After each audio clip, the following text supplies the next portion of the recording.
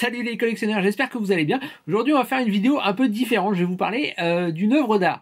Alors effectivement sur cette chaîne je vous parle beaucoup d'œuvres d'art, puisque je vous montre des vinyles, des films, ce sont des œuvres d'art. Mais là on va parler un peu du marché de l'art, ce qui se rapproche en fait de la peinture, de la sculpture, du monde de l'art. Alors je ne vais pas vous présenter un tableau que j'aurais acheté à des millions d'euros, non, je vais vous présenter un objet manufacturé en petite série.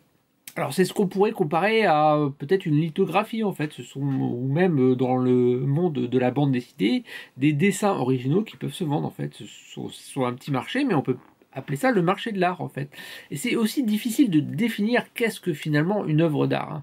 Puisque bon bah depuis Marcel Duchamp qui a présenté un urinoir, ou même on peut parler de cet artiste italien qui a vendu sa propre merde dans des boîtes de conserve à une cinquantaine d'exemplaires, et je sais plus, je crois qu'il y a une cinquantaine d'années, et aujourd'hui ces boîtes littéralement de caca d'artistes se vendent aux alentours de 50 000, 60 000 euros la pièce. Donc voilà, c'est difficile à définir ce que c'est une œuvre d'art. Toujours est-il que j'en ai acheté une, voilà, tout simplement c'est un artiste qui est, on va dire, légitimé dans le monde de l'art. Voilà, cet artiste s'appelle Richard Orlinski et il a une petite cote. Voilà, il va dire que dans la profession, il est considéré comme un artiste.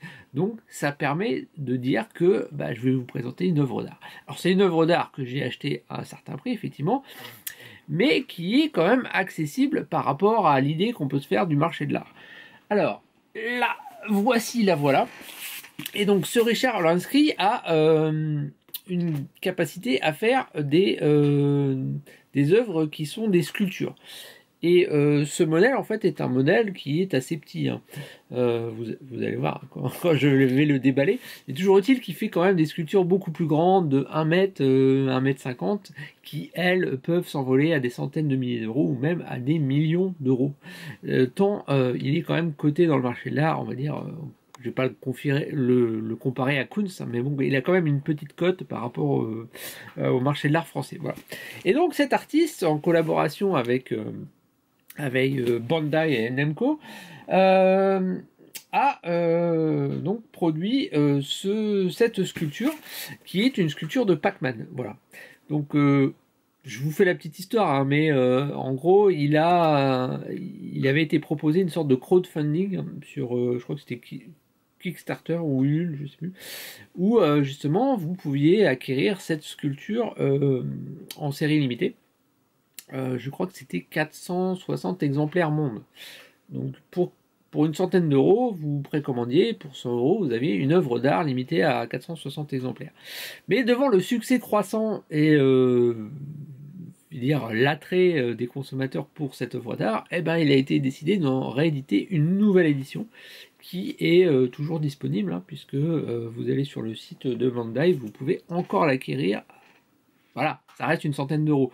Mais ce sont des œuvres qui, dans le futur, comme toute œuvre d'art, ne font que doubler de valeur, tant c'est l'offre à la demande, hein. Si une œuvre est limitée à 500 exemplaires et que derrière il y a beaucoup de gens qui la demandent, forcément elle prend de la cote, hein. Donc la première série qui avait été éditée donc à 450 exemplaires et qui valait 100 euros à la base, on la retrouve déjà sur des sites de vente ou de sites d'enchères à 300, 400 euros. Et il est fort à parier que cette œuvre d'art là, par la suite, va aller dans les mêmes prix, hein. Donc c'est toujours intéressant de les acheter quand ils sortent et pas de se faire avoir, on va dire, dans une surcote qui n'a pas lieu d'être. Enfin bon, qu'est-ce que ça veut dire surcote? Il y a des œuvres qui se vendent à des millions d'euros. Voilà, c'est le marché de l'art, c'est complexe, on n'y comprend pas grand-chose, mais bon, en tout cas, on peut se dire, j'ai acheté une œuvre d'art et elle va être dans mon salon où elle va être bien exposée. Voilà, donc je l'ouvre, hop. Alors, il y a des petites protections quand même, des quatre coins, donc c'est plutôt bien foutu. Hop. Et donc, je crois que je vais être obligé de l'ouvrir sur les côtés parce qu'elle est assez difficile à ouvrir. Ouais. Bon j'espère que vous n'êtes pas pressés. Mais bon. Alors, hop. Dessinons. Yes. Voilà, c'est bon. j'ai réussi à avoir le carton. Donc il y avait une protection. Donc la boîte est protégée en elle-même. Hein. J'imagine que la boîte en elle-même aussi est une pièce à conserver. Voilà. Donc voilà. Pac-Mania Bandai Namco Entertainment. Voilà. Avec le petit seau. Comme quoi effectivement cette pièce est neuve. Voilà. Des deux côtés. Bon, il y en a deux. Voilà. Et donc on se retrouve avec sur la boîte, voilà, une sorte de sérigraphie dorée, c'est un peu gaufré en 3D. Voilà. Avec, bah, on reconnaît la figurine Batman. Alors, comment qu'on va ouvrir cette boîte? Bah, je vais être obligé de la faire au cutter. Je vais voir si j'arrive à soulever le petit Pac-Man délicatement sans l'abîmer. Je suis pas sûr que ça soit facile. Oh, peut-être. Non, je n'y arrive pas. Donc en gros, on va être obligé de l'ouvrir. Ben voilà. Je vais couper le Pac-Man proprement. Il n'y a pas le choix parce qu'en fait, quand on décolle l'étiquette, bah, ça l'abîme. Ok. C'est pas grave. Voilà. Alors, on va ouvrir la boîte. Toc. Je fais un peu long, mais c'est une œuvre d'art quand même. Alors, c'est bien emballé. Ok. Donc dans la boîte, on a aussi une œuvre en polystyrène. Alors bon, là, il y a un code barre au-dessus de la boîte. Alors c'est, par contre, effectivement, c'est une œuvre d'art, mais ça reste du produit manufacturé. Et bah, ça reste fabriqué en Chine, malheureusement. On n'a pas encore des usines de production qui sont capables de faire ça. Mais bon, après, vous me direz, c'est exactement la même chose pour des figurines Hot Toys. Hein. Bon, si vous ne connaissez pas forcément la collection, mais il y a des figurines Hot Toys, de marque Hot Toys, qui se vendent dans les 300-400 euros. Voilà. Mais qui sont aussi fabriquées en Chine. Hein. Donc ça, c'est le marché mondialisé.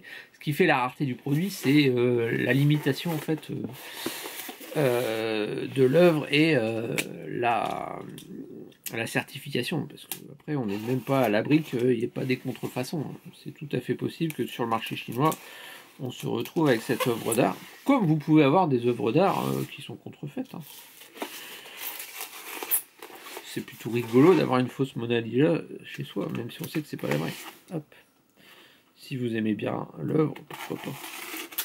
L'important c'est de se faire plaisir. Alors, toc. Tant qu'on ne dupe pas les gens, on sait ce qu'on achète. Il n'y a pas de problématique. La problématique c'est de l'arnaque, c'est d'acheter un produit qu'on pense être vrai alors que ce n'est pas le cas. Mais si on sait de base qu'on achète un produit faux, c'est pas un problème. Hop. Personne n'est dupé, on va dire. Hop. Donc là, par contre, ça c'est un produit officiel. Donc, hop. Oh. Alors, je n'ai pas encore vu le certificat d'authenticité. Voilà. Toc. Vous voyez l'arrière. Ok. C'est bon. Il y a encore des petites mousses et du papier. J'enlève les mousses, on va dire. Voilà. Okay. Ah. Ok, j'ai enlevé les mousses, mais je ne vois pas le papier d'authenticité. Alors peut-être qu'il était dans le carton. Non, bah je sais pas. Peut-être dans la boîte non plus. Je ne sais pas. A priori, il n'y a pas de certificat d'authenticité dans la boîte. Bon, je vais regarder ça plus loin. Je vais quand même vous présenter la figurine. Hop. Ok, encore des papiers.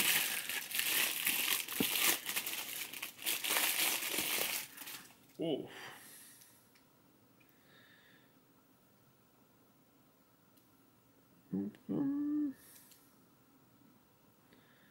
Toc. La voici. La voilà. J'ai fait long avant de la présenter, je suis désolé. Mais ça m'intéressait justement de parler du marché de l'art en fait. Toc. Ah, là j'ai un petit à-coup. Mais j'ai l'impression que c'était avant parce que c'est impossible. Enfin, les petits à-coups comme ça, c'est impossible que ça soit pendant le transport puisqu'il y a il y a du polystyrène, il y a des mousses de partout. Donc j'imagine que le processus de fabrication et le contrôle qualité sont peut-être été moins exigeants sur la réédition que par rapport à la première édition, puisque la première édition, elle était limitée à 460 exemplaires, et vous aviez un numéro qui était sur le pied, en fait, où vous aviez un numéro spécifique. Là, il n'y a pas de numéro spécifique, hein, donc c'est une réédition.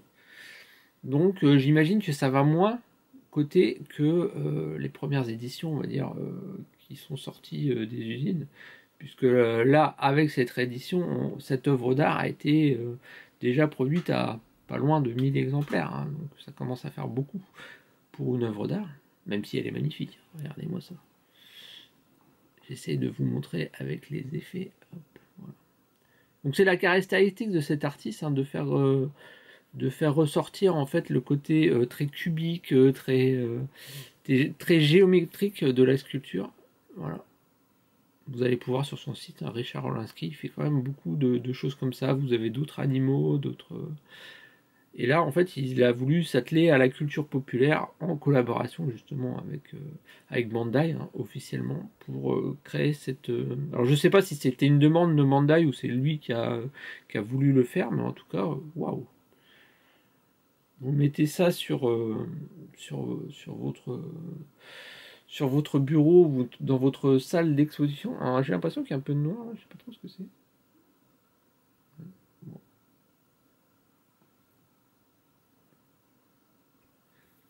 J'imagine que dans le processus de création, c'est un peu complexe d'avoir quelque chose de très parfait. Mais bon, c'est ce qu'on demande, hein, sur des objets comme ça d'art, à ce qu'ils soient parfaits. Donc j'ai peut-être pas la sculpture la plus parfaite, mais en tout cas, je la trouve très très sympa. Regardez-moi ça. Dites-moi ce que vous en pensez, parce que bon, c'est vrai que moi, j'aime bien faire des vidéos pour moi-même. En fait, effectivement, il y a une sorte d'ego trip de vous montrer ce qui me fait plaisir dans la vie, ce que j'aime et tout ça, mais j'aime bien aussi avoir vos avis, de vous dire, bah tiens, mais pourquoi t'as acheté ça, ou qu'est-ce que c'est, en quoi c'est intéressant en fait. Parce que ça fait vraiment partie de la culture populaire, hein. Pac-Man, voilà. Moi je suis né après Pac-Man, Pac-Man est né avant moi, mais ça fait partie de la culture populaire et justement je crois que j'ai déjà acheté des œuvres d'art enfin des œuvres d'art, des peintures ou des choses ou des lithographies, mais c'est la première fois que j'achète une sculpture d'un artiste en fait, et bon, ça peut être intéressant d'avoir votre point de vue si vous trouvez ça joli.